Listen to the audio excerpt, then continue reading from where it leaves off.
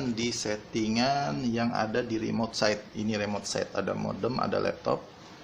Di remote site-nya itu laptop kita setting IP-nya 192.168.10.3. Nah, ini dengan subnet gateway-nya.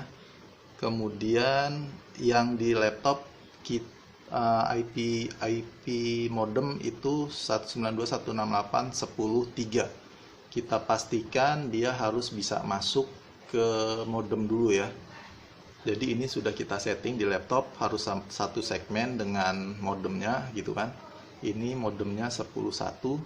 Nah, kemudian kita pastikan dia masuk. Nah, ini masuk ke 192.168.10.1. Ini adalah GUI modemnya gitu. Nah, kemudian ketika nanti di beberapa modem itu nanti kita ada dua settingan. Kita ingin memonitoring saja sistem one way atau kita mau dua arah, two way. Kalau mau satu arah, kita gunakan di fitur service ada RCMS. Nah ini kita masukkan URL dashboard Robustel-nya. Ini cloud ya, bukan stack. Jadi kita masih dalam tahap uji coba, yaitu cloud. Nah, kita hanya memasukkan ini nih. Kemudian, nah nanti yang mau dimonitoring apa? Ini ada event selection-nya. Nah, ini. Semakin banyak yang kita monitoring, tentu semakin besar akan menghabiskan kuotanya ya.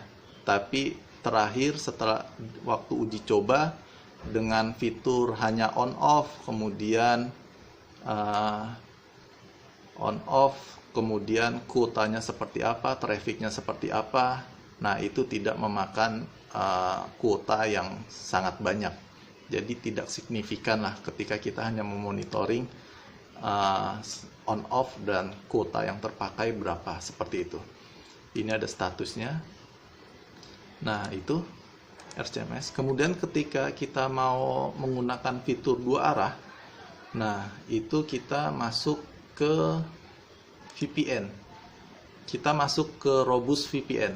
Nah, catatan di sini, Robust VPN ini kemungkinan besar untuk modem-modem yang ini sepertinya ada fitur khusus atau tambahan ini, jadi harus request. Nanti ada firmware update gitu kan. Jadi kita harus masukkan, kalau yang modem-modem sekarang atau yang existing terpasang, saya yakin belum ada Robust VPN-nya. Jadi hanya ada IPsec, OpenVPN, GRE, PP2P. Bahkan L2TP mungkin nggak ada nih. Jadi harus di request ke Robustel-nya, nanti dapat linknya untuk download kemudian update. Jadi sebelumnya ini nggak ada nih, sebelumnya Robust VPN nggak ada. Caranya adalah sistem update, kemudian pilih file. Nah, saya sudah dapat filenya, itu ada di sini, gitu kan. Tinggal open, ini saya cancel ya. Tinggal open, kemudian update. Nanti dia akan merender sendiri, kemudian dia akan reboot modemnya. Setelah itu dia akan tampil menu baru Robust VPN. Nah, itu tahapannya. Nah, setelah itu kita klik Robust VPN. Nah, ini tadi. Nah, ini kita masukkan IP atau server Robustel Cloud tadi yang sudah kita catat tadi. Kalau masih ingat tadi server Robustel Cloud-nya 137, 117, 183, 124. Ini default. Secara default settingannya seperti ini. Kemudian di status, nah di status memang seperti ini nih, connect atau tidak connect. Tadi awalnya seperti ini, tapi sebelum dia bisa connect ke servernya, itu ada beberapa settingan di dashboard Robustel-nya. Ada beberapa tahapannya seperti itu. Kita selesai di settingan laptop, modem, kemudian settingan yang di dalam VPN-nya ini, settingannya hanya ini gitu kan. Kalau untuk network modem itu settingannya